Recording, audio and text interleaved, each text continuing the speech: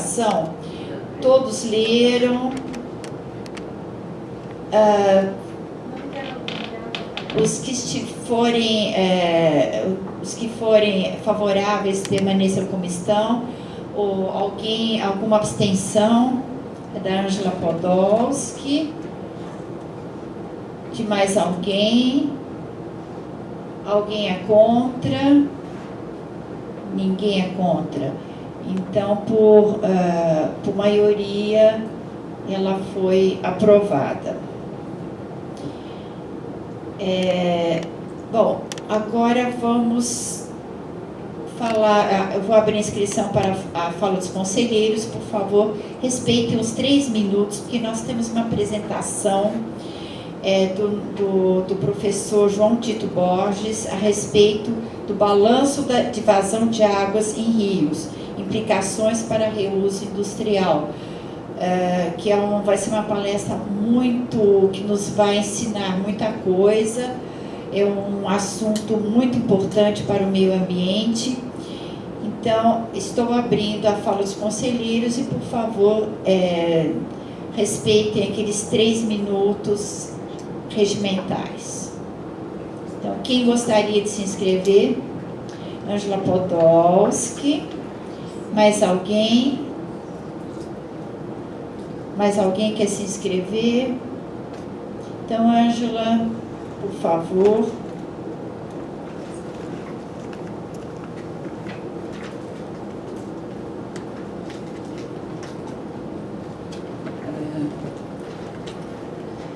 Eu vou aproveitar esse momento só para atualizar um pouquinho as questões relativas à APA de Campinas. Como vocês sabem, eu sou conselheira do CONDEMA e do CONGEAPA, que é o Conselho Gestor da APA. Nós estamos numa fase no CONGEAPA também o plano de manejo já foi publicado por portaria, mas a lei ainda não foi aprovada. Então, a gente está num vácuo jurídico. Não sei se a doutora Andréa gostaria até de comentar isso depois. Porque nós temos alguns loteamentos sendo aprovados na região da APA que estão trazendo um impacto ambiental bastante forte, porque são aprovados como loteamento, esses empreendimentos, e depois eles são murados.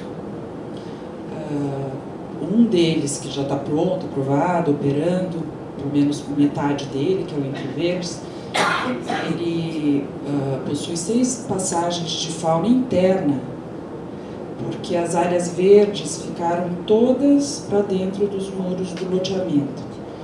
Esse loteamento, especialmente, está a 1,5 km do principal fragmento florestal da APA, que é a Mata Ribeirão Cachoeira, que é bastante rica em biodiversidade, que tem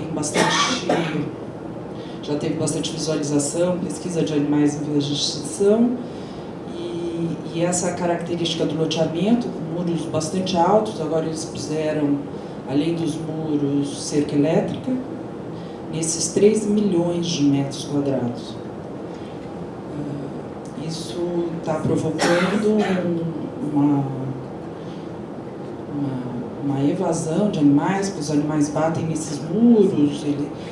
Esse condomínio também está no macro corredor do Atibaia e estão sendo atropelados.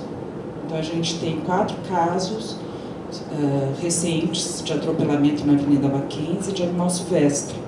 Gato pequeno do mato, gato morisco, cachorro do mato. Então, o impacto para a fauna está bastante grande.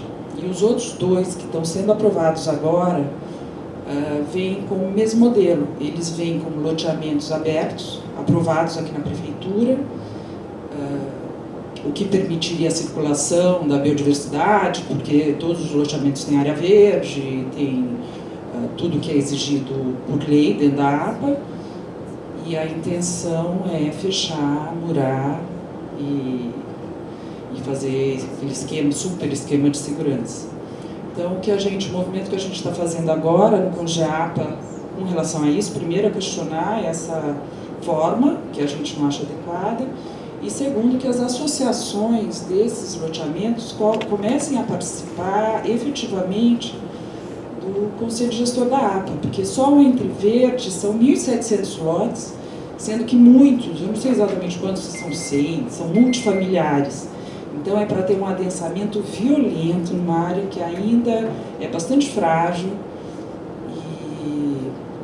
e a gente entende que as pessoas que estão indo morar lá, elas precisam saber onde elas estão indo, que elas estão indo para uma região que tem morcego, que tem tucano também, mas tem cobra, tem gambá, tem etc. Não pode tratar o que a gente chama de riqueza da biodiversidade como se fossem animais peçonhentos.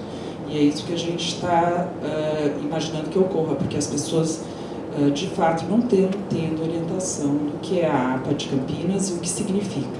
E só lembrando, para concluir, a Campinas, recentemente, no plano diretor, excluiu toda a área rural do município. O que sobrou foi a APA de Campinas, que é 1/3 do município, é uma área bastante grande, bastante rica, vocação de produção de água por causa do manancial, mas é a nossa área rural que Campinas tem hoje, é essa. Então, se a gente não cuidar dela, esses loteamentos são da área urbana, mas todos eles fazem fronteira com a área rural.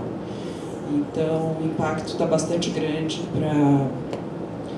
para as espécies de fauna encontradas na região. É isso.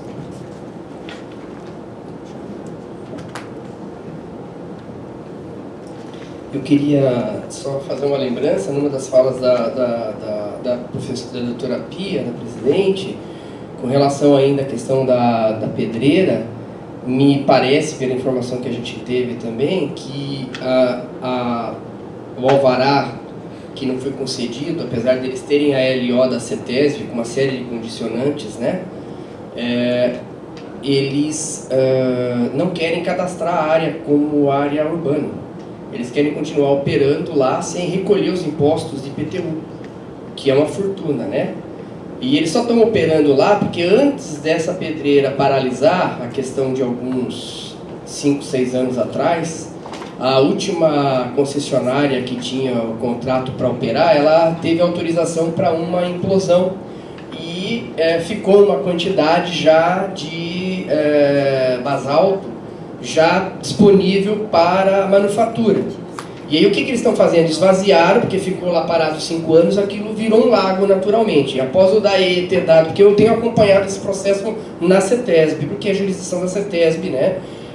Aqui a gente tinha um ETM, que foi dado todas as respostas por parte do Verde no licenciamento, com as observações que eram pertinentes do município, para que eles cumprissem, né? E o nosso questionamento era que deveria ter no mínimo waive, né? No plano diretor a gente fez o questionamento para que aquela área não fosse novamente considerada passível de ser explorada numa continuidade, mas também não a gente obteve êxito nessa consideração. Contudo, não é uma questão de ser contra a operação, tá? A gente precisa de ter esse subsídio para o sistema econômico da cidade. Faz parte disso. Insumos minerais para construção civil, para obras, para uma série de coisas. E se você for vir de fora, o impacto ambiental é tão grande quanto com a pegada ambiental de transporte público, caminhão com pedra na estrada. Então tem tudo causa impacto. No entanto, a regra tem que ser obedecida, né? Eu abro uma empresa, se eu não tiver o alvará, eu não posso emitir nota. O cara está emitindo uma nota fiscal de outro município, inclusive, e o ISS nem está vindo para cá. E ele está operando de forma inadequada, quer dizer, a regra é regra. E eu queria aproveitar para encerrar então, senhora presidente, dizendo o seguinte, senhores conselheiros, assim, o Hugo está aqui, e é uma felicidade poder tê-lo aqui, oxalá você voltasse, Hugo, porque nós fazemos parte dos incomodados, né? Aqueles conselheiros que gostam de se manifestar, não que os demais não pensem equivalentes sobre determinados pontos, mas tem a forma deles de se manifestar na hora do voto ou com outro tipo de contribuição. Nós já somos mais proativos na manifestação. E a gente não está fazendo isso, eu não faço isso aqui por vaidade.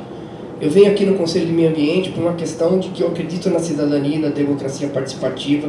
A gente está fazendo um trabalho da Federação dos Conselhos com outros conselhos do Brasil inteiro. A gente teve conquistas com esse Conselho de Meio Ambiente aqui históricos. Hoje, se funciona a política de meio ambiente no município de Campinas, é porque esse conselheiro, já vou encerrar, por favor, presidente, porque esse conselho aqui sempre se posicionou. E o endurecimento nosso em relação a alguns outros pontos é em relação às outras secretarias, sim. Parcas das secretarias que, quando nós provocamos, nos responde a contento. Então, a gente tem que ser respeitado. Eles têm que entender que nós não estamos aqui para dizer como eles devem fazer, mas pelo menos para a gente nortear o caminho das coisas como tem que ser feito. Então, tem que ser levado a sério isso. A gente tem a eleição do conselho aqui agora. Eu acredito, senhora presidente e senhor secretário, que seria importante, mesmo assim, não completo a quantitativa de representantes no que seria as áreas da macrozonas, parece que ficou um hiato aí na contagem final, né?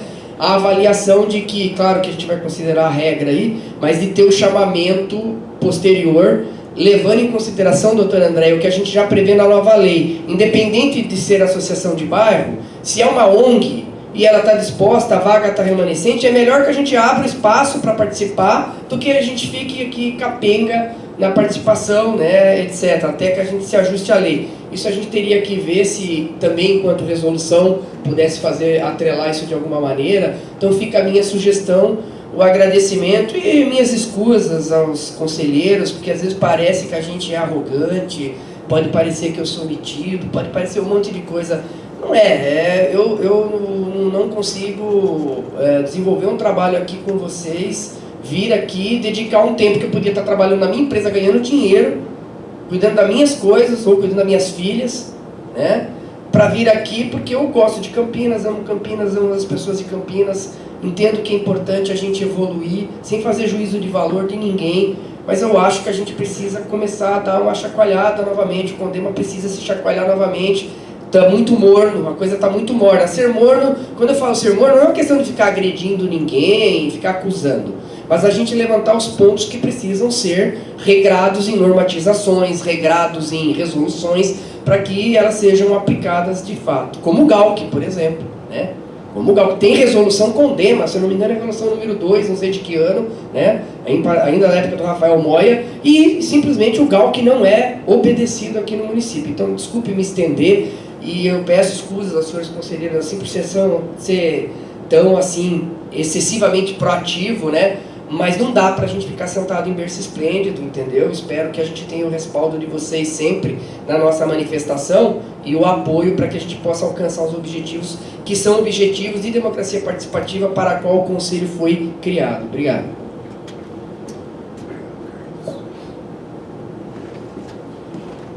Muito obrigada, Carlos, pelos seus esclarecimentos e obrigada por agradecermos, todos nós agradecemos essa sua forma proativa. Todos aqui têm a sua participação de uma forma proativa. Às vezes a participação é mais discreta, outras vezes ela é mais explícita, mas todos os conselheiros que vêm aqui têm a sua participação importante. E eu acho muito importante que tenhamos o que você levantou. As macrozonas já não existem mais, mas representantes das diversas regiões. E então volto a agradecer ao conselheiro Francisco, que está sempre presente, que representa uma região excelente de Campinas, uma região muito importante, ao conselheiro Meira, que traz as notícias da Mata Santa Genebra, às vezes em off, ao conselheiro, às vezes ele nos mostra, como ele acabou de mostrar, fotos de uma jararaca que foi fotografada lá. Então é uma fauna importantíssima do Brasil, e se vocês não sei se vocês sabem, mas o medicamento que dissolve os trombos, quando uma pessoa tem trombose, é feito a partir do veneno da jararaca. É proibidíssimo matar uma jararaca. E o veneno da jararaca é mundialmente conhecido e favorece as pessoas que têm trombose que dissolve com o veneno de jararaca. O conselheiro, estou especificando alguns, pegando um ou outro. O conselheiro Paulo Tínio da Sanasa, que está sempre presente, sempre trocamos ideias antes, e vamos convidá-lo para uma apresentação aqui também, para apresentar o trabalho da Sanar, já está combinado. O Luiz, não posso deixar de lembrar a Ângela Podolski, que nos traz exatamente a APA Viva, que nos traz notícias da APA, o Resgate Cambuí, que filma todas as nossas reuniões. Algum dia vamos ter esse sonho de poder, o Instituto Agronômico está sempre presente. O Luiz quer falar alguma coisa? Sim, já pode. Que eu só estou... sim, e uma pequena correção minha. Eu tinha falado que a pedreira não tem licença de operação, tem sim. Ela tem da CETESB, o que não tem é o alvará de funcionamento. É uma pequena correção que eu queria fazer da minha fala. Ô Luiz, pode falar, o microfone, estamos hoje com um microfone excelente. Opa, isso é bom, hein? Ele não... Que tem alguns microfones que de vez em quando dão os chiados, algumas coisas. Esse está excelente hoje.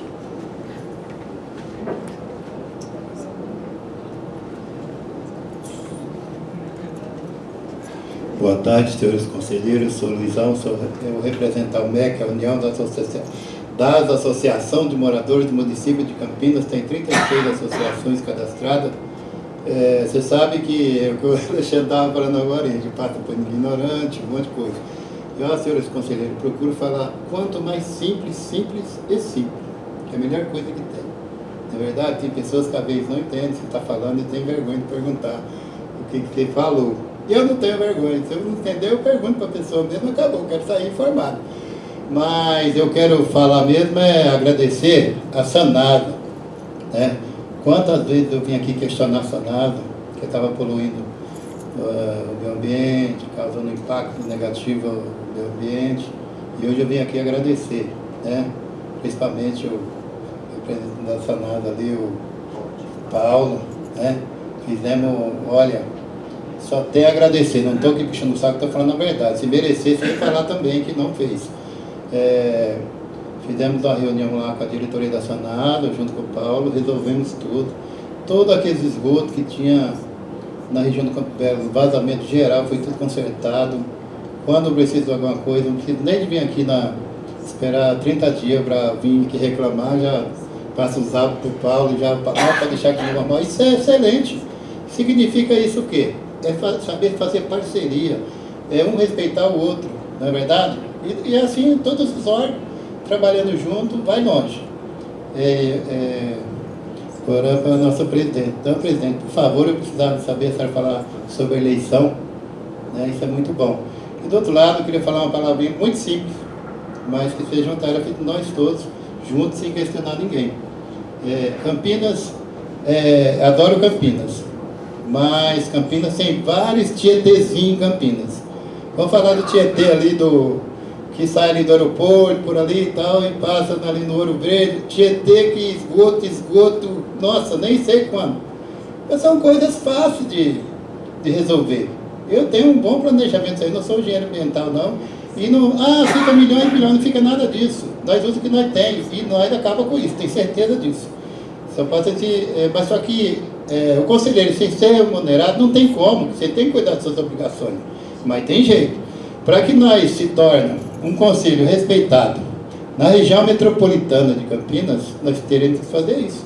Quando os caras vêm aqui de outro município e veem tudo na região do Campo Belo, os caras morando na área de UPP, água desviando das casas das pessoas. Então, que exemplo nós vamos dar para a região metropolitana? É isso que eu queria falar. Ali em Sumaré, ali no Matão, você vai lá, o esgoto a própria prefeitura joga lá e vai escorrendo lá. Então, vamos cuidar da nossa casa para nós dar exemplo para os outros, tá bom? Desculpa, senhores conselheiros, falei muito. Muito bem. Carlos, a doutora André falou que ia falar sobre a questão da lei da APA. Na verdade, só queria dizer, Luizão, a sua fala a respeito do Rio Tietê, algum dia o Paulo Tiner pode nos explicar como é que está a situação. Não, o Tiner não é culpado não, pelo amor de Deus. Aqui em Campinas, que o próprio do dinheiro do PROAMB, o dinheiro do PROAMB é assim, as pessoas apresentam, as entidades apresentam projetos, o CONDEMA apresentou um projeto de biodigestores. E esses biodigestores estão para deixar as águas do Rio Atibaia mais limpas. Então aqui nós estamos batalhando pela limpeza das águas. Doutora Andréia, o microfone é todo seu, só queria